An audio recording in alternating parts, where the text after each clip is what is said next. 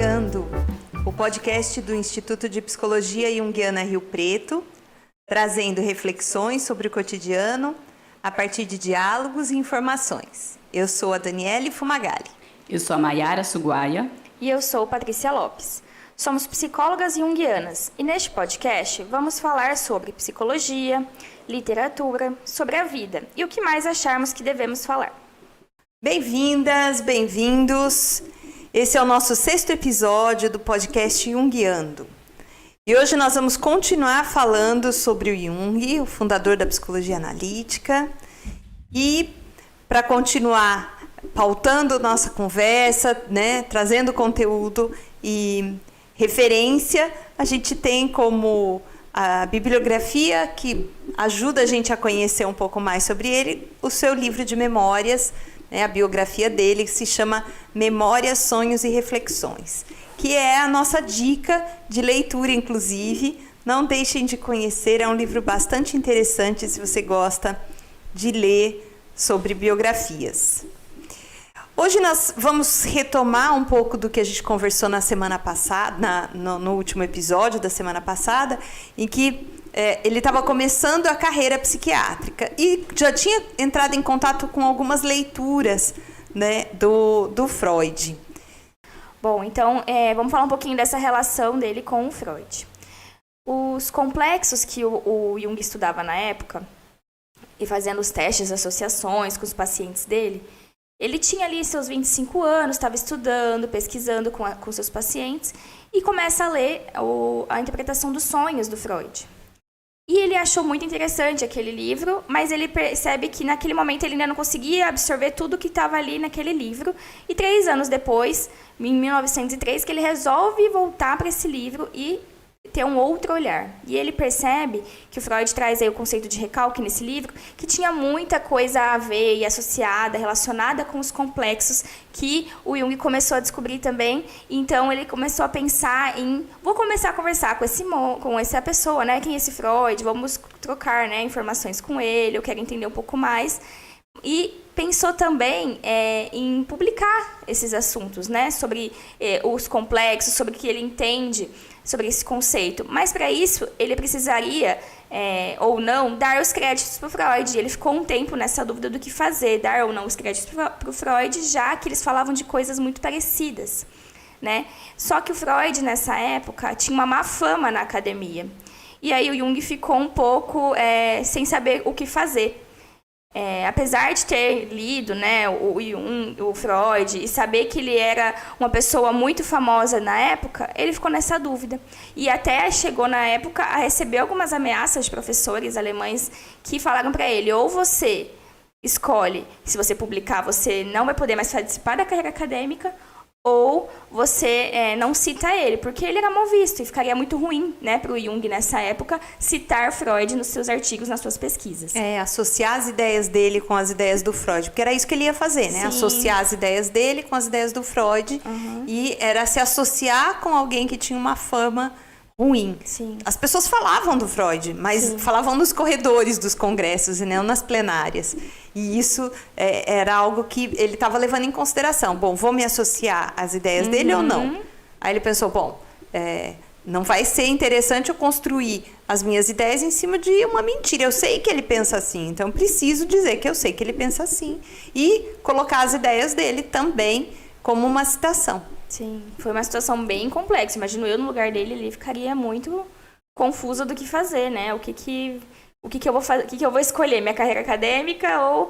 E o Jung, sensato como ele era, ele resolve, então, por se associar e manter essa relação com o Freud, manter suas pesquisas voltadas aí para a questão do complexo. E foi aí que ele escreveu para o Freud, né? Ele mandou o trabalho, então, que ele fez, o Psicologia da Demência Precoce. Ele escreveu, que era o trabalho que ele estava para concluir a pesquisa, e mandou para o Freud. E foi aí que eles começaram uma correspondência, né? Vou fazer um parênteses aqui importante, porque devem ter pessoas aí falando, tá, mas o que é complexo, o que é recalque? O que eles viram, o que o Jung entendeu ali que tinha em comum, né?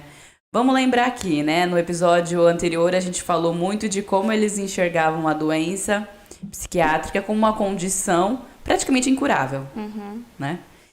E o que o Freud estava fazendo na época é justamente dar à luz e mostrar o quanto o inconsciente tinha energia, o quanto o inconsciente tinha força e o quanto ele governava a nossa vida mais do que a gente imaginava, né?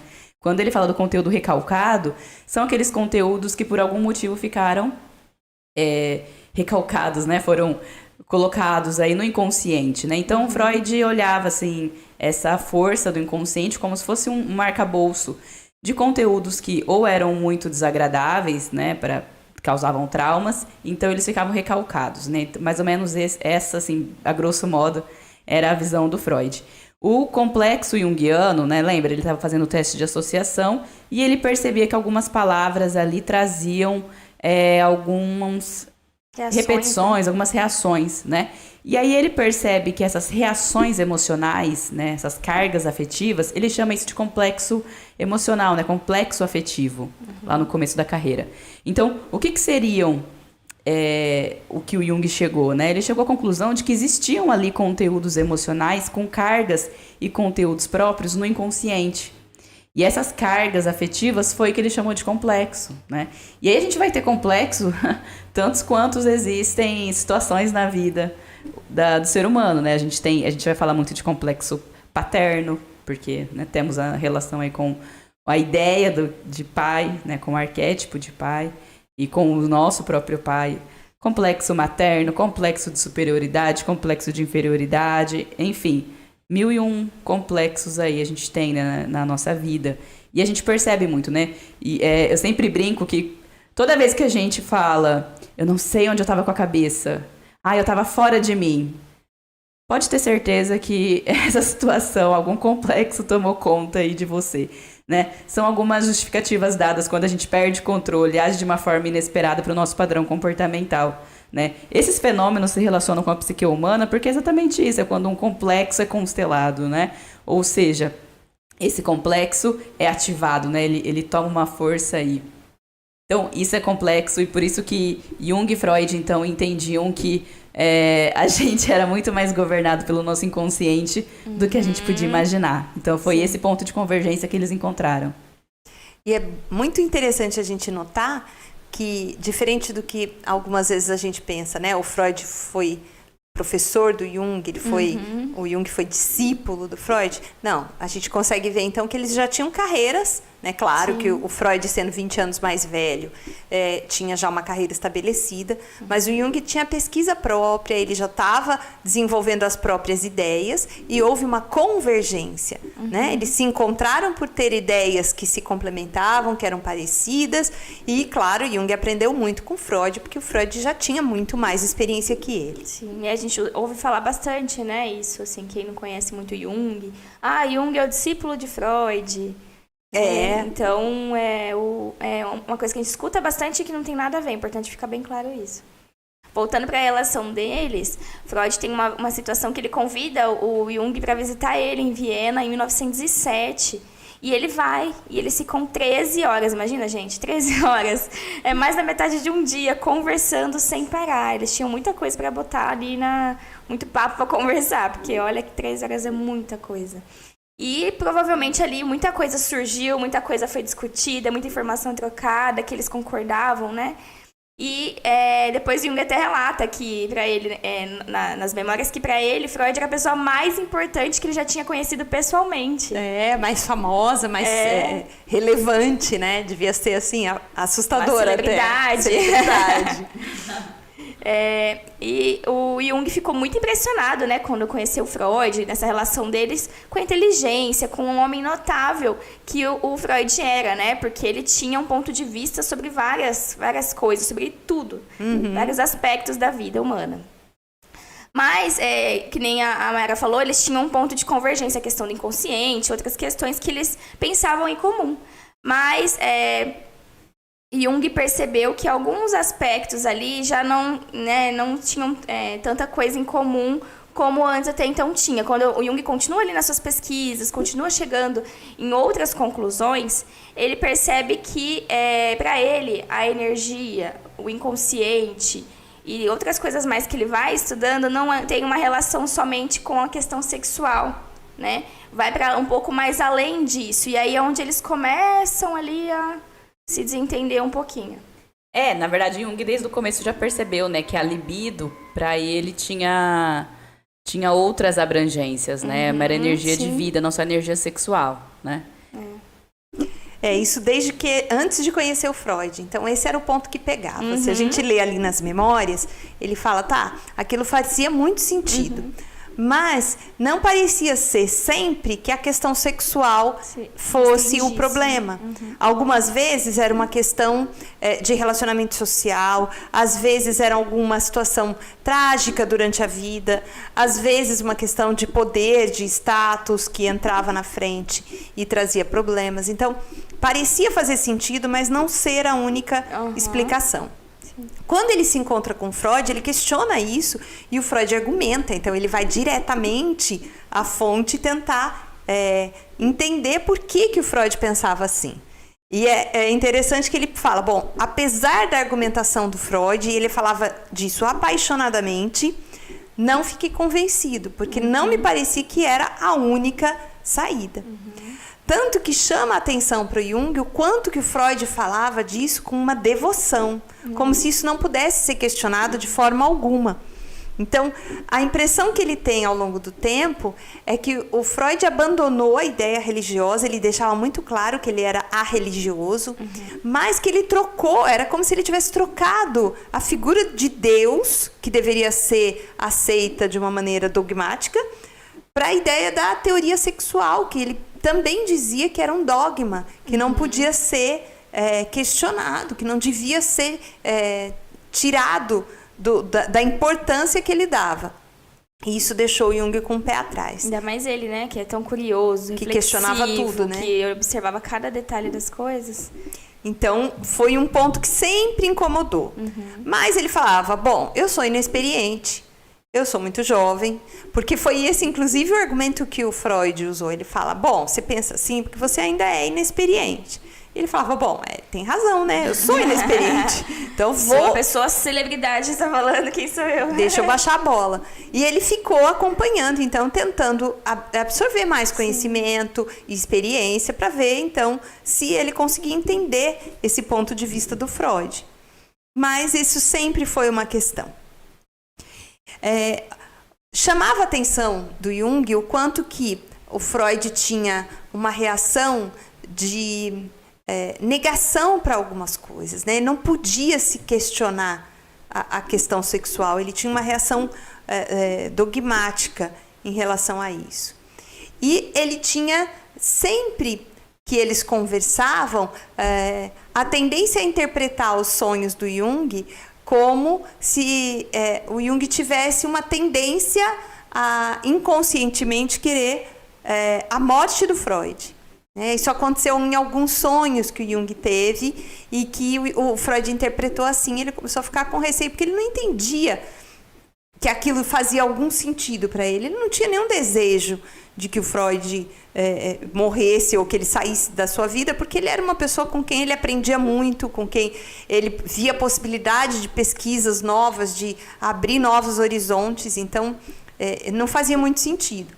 Mas, por ocasião de uma viagem que eles fizeram aos Estados Unidos, eles foram de navio para a Universidade de Duke, que estava completando aniversário, e tinha chamado os dois independentemente para conferências. O Freud ia fazer as conferências dele e o Jung ia fazer as conferências sobre os experimentos de associação. Durante a viagem, eles tinham o hábito de um interpretar os sonhos do outro.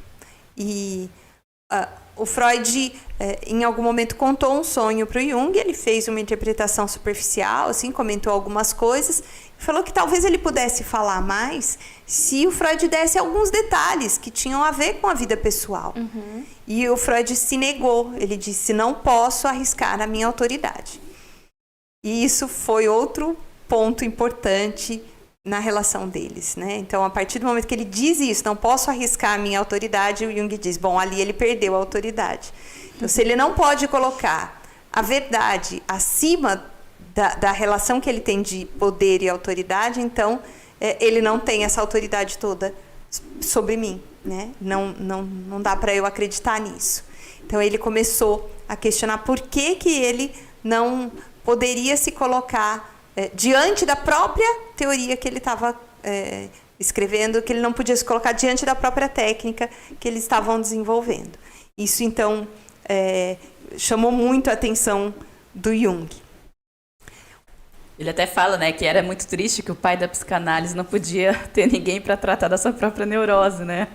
Exatamente. E o Jung nunca achou que os sonhos fossem uma fachada que disfarçasse desejos inconscientes. E essa era a perspectiva do Freud. Então, tudo que o Jung sonhava e que tinha alguma relação com morte, ele sempre achava que era uma relação de desejo de morte da figura paterna. E o Freud sabia que ele era uma figura paterna para o Jung, né? Uma autoridade que tinha mais conhecimento e que o prezava muito.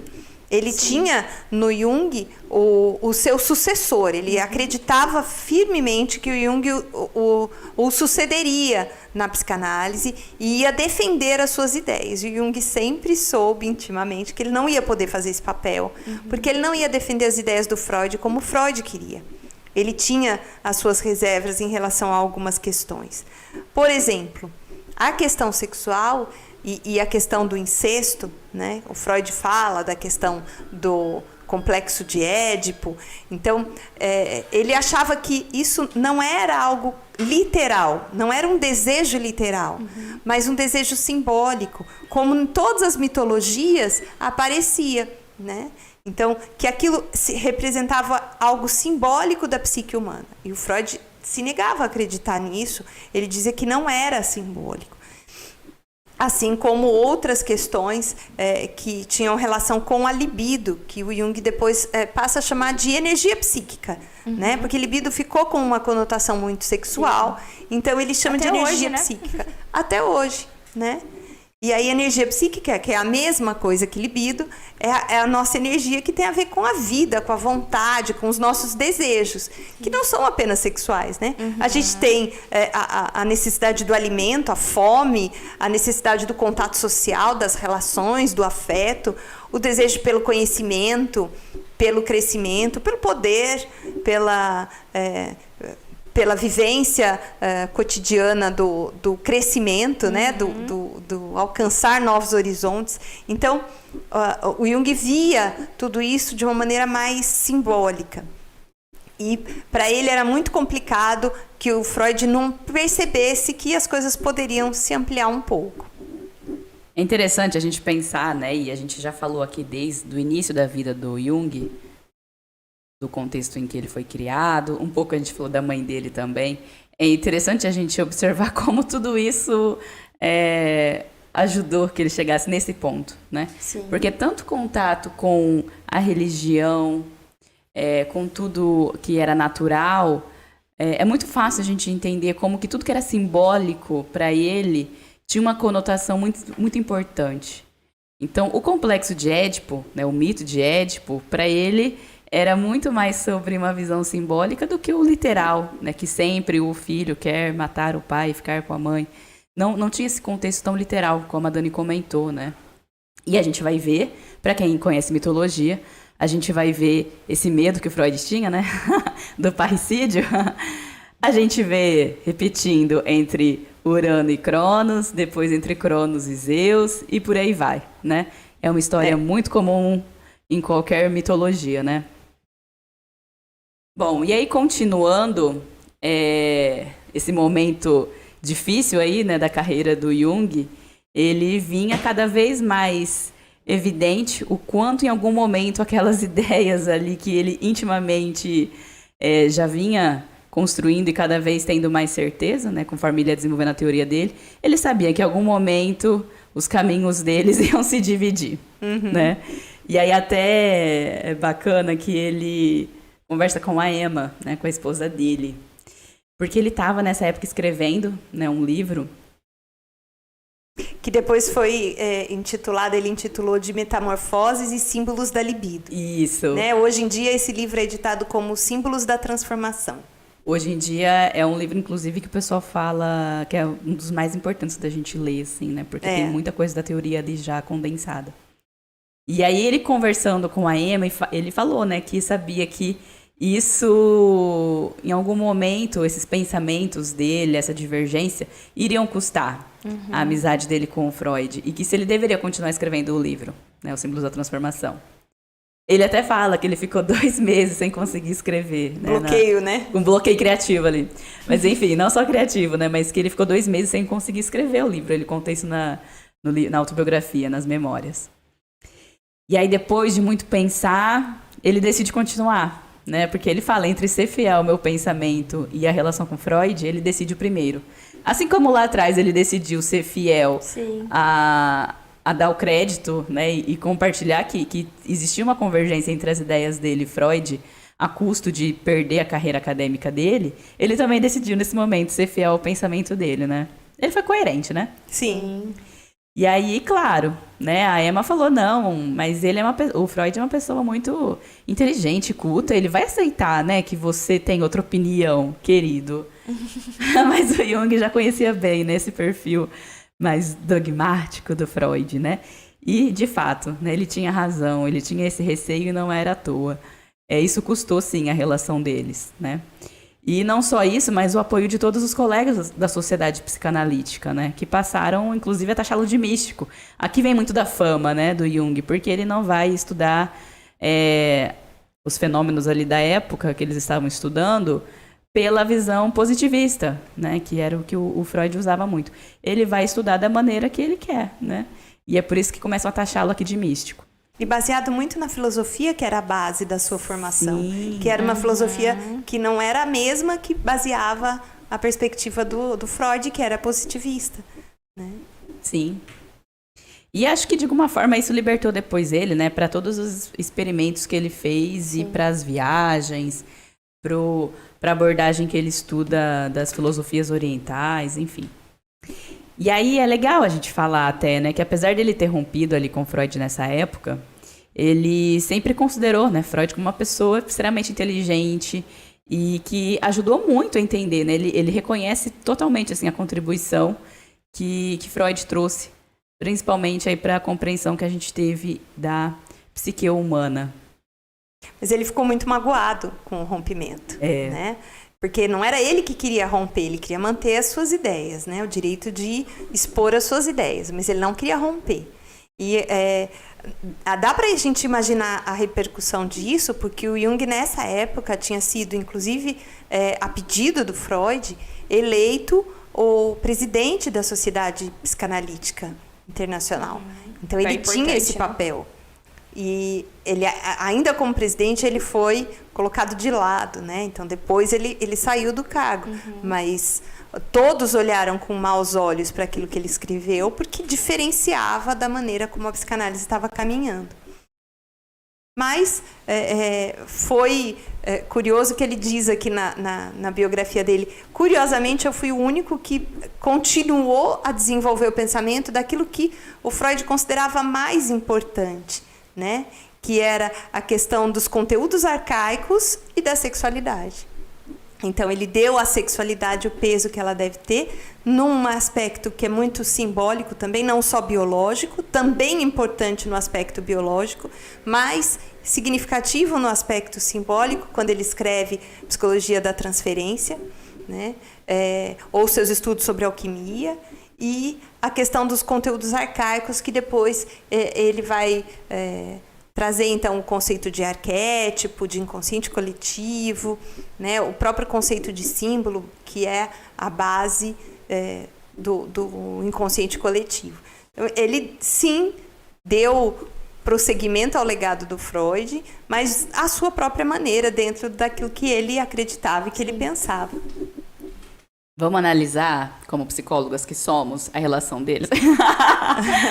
Brincadeira, mas além de tudo isso que a gente falou, né, dele ser fiel às ideias que ele tinha, a percepção que ele tinha em relação ao mundo, dá para perceber, nas entrelinhas, como que o complexo paterno do próprio Jung também trouxe uma contribuição para a forma como ele percebia ali, né, as questões com Freud, né? Isso do Freud ser muito dogmático, de falar que a teoria sexual era, né, o que a gente tinha que seguir, que a gente nunca poderá abandoná-la. Isso pega direto no complexo paterno do Jung, né? Porque ele tinha aquele pai extremamente dogmático, né, religioso, e que falava para ele, você não pode contestar. É assim porque Deus quis. Tem que tá na Bíblia, né? Tem que acreditar. Tem que acreditar. Não pode transcender, não pode duvidar. Então isso pegava diretamente do complexo lá do Jung, né? Exato. Revivendo algumas situações do pai com o Freud. Pois é. E aí começa, então, uma outra etapa, né? Da vida do Jung. Ele já era... E dos estudos, né? Sim. Ele já era internacionalmente conhecido. Ele já tinha se estabelecido como professor na universidade. Ele recebia pacientes do mundo inteiro. Ele tinha já conquistado tudo isso aos 36 anos. Nossa. E aí, então, ele passa um momento de bastante reclusão. Ele se recolhe, né, com toda a hostilidade que ele recebeu dos colegas a respeito da sua perspectiva, ele se recolhe e ele passa para uma nova etapa no seu processo de desenvolvimento teórico e mesmo pessoal. E a gente vai falar sobre isso no próximo episódio. Então, no próximo episódio, a gente vai falar dessa nova etapa da obra de Jung, desse mergulho no inconsciente. Espero que vocês nos acompanhem até lá. Lembrando, para quem tiver dúvida, uma sugestão, enfim, quem quiser falar com a gente, o nosso e-mail é podcastjungiando@gmail.com. Manda lá pra gente o que você quiser e a gente pode comentar isso nos próximos episódios. É isso, temos mais então, episódio falando aí sobre a biografia de Jung. Espero que vocês tenham gostado, um abraço e até mais. Até a próxima. Obrigada, esperamos vocês.